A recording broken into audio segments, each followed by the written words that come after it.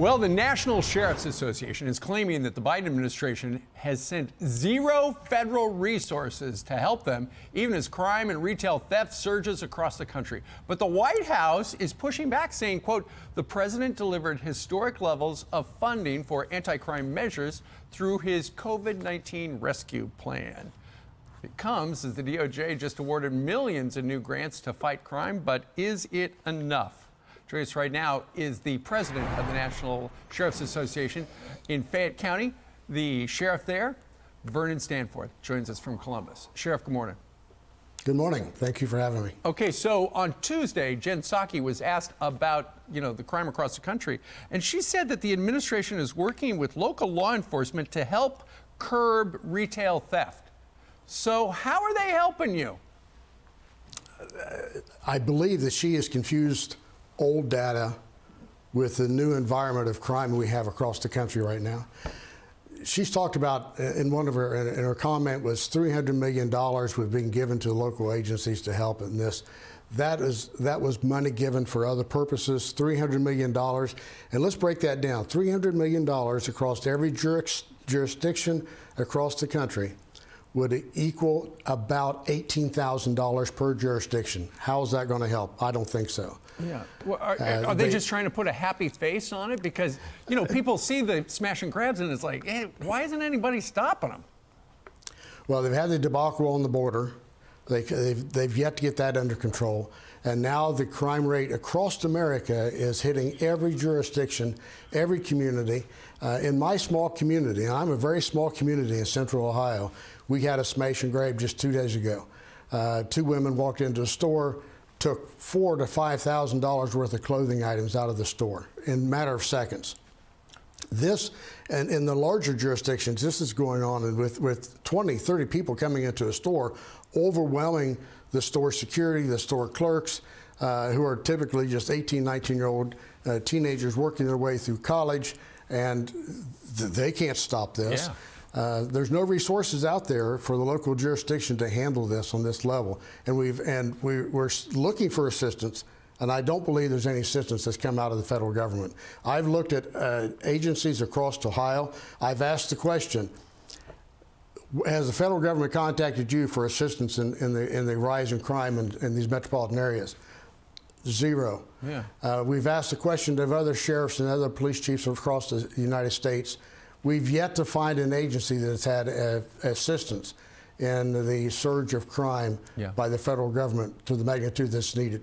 Well, Vernon, some of the news yesterday, about 24 of the CEOs of the biggest retail companies in America, have written a letter to Congress saying, hey, you got to help us. Pass this thing called the Inform Act, which makes it harder to sell the stolen stuff online. In other words, the sellers are going to have to identify themselves, because right now, apparently, as we see these stores getting cleaned out, they take the stuff out of that fancy store in Chicago. Next thing you know, it's online, getting sold at a fraction of the price. I'm not an IT person, but I hear this term algorithms. I believe that's the right word. Algorithm, yep. They know everything you're doing. Yep. And so you can't tell me that social media, when you have a major retail theft of thousands and thousands of dollars of televisions and clothing items and jewelry, that they can't figure out in that geographical area, all of a sudden within 24 hours we have a population on the websites of stolen items that's now being sold, that they can't figure out, bring that back down and figure out who put that information on the site. That's where the federal government and their technology can come in and help local governments. Yeah. That's where the resources have to be thrown at. And they need now to take the further step and let the FBI do that work, let the Marshal Service expand the Marshal Service's task force on fugitive crime, so we can go into our communities, find these bad guys, and put them in jail. Well, it sounds like this would be easy for the administration to help you with. Just have the administration direct the FBI to give you guys a hand, because right now they're not. Yeah, and if they can make the Harper Valley PTA mom a domestic terrorist, then why can't they determine that these roaming criminal groups, retail criminal groups, are not domestic terrorists as well? That's right. And put the power of the federal government behind these individuals, so when they're caught, they face stiff penalties. Right.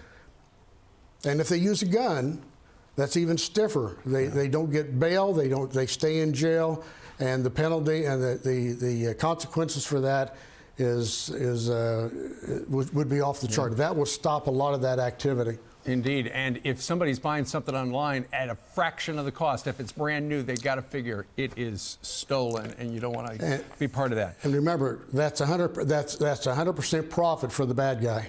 100% right. Vernon, thank you very much for joining us today from Ohio. Good luck to you, Sheriff. Thank you, sir. Hi, everyone. I'm Brian Kilmeade. I want you to do me a favor. I want you to click to subscribe to the Fox News YouTube page. This is the only way that I know for sure that you're not going to miss any great commentary, any great news bites, any great interviews coming your way on Fox. You can get it all here on YouTube. So subscribe right now.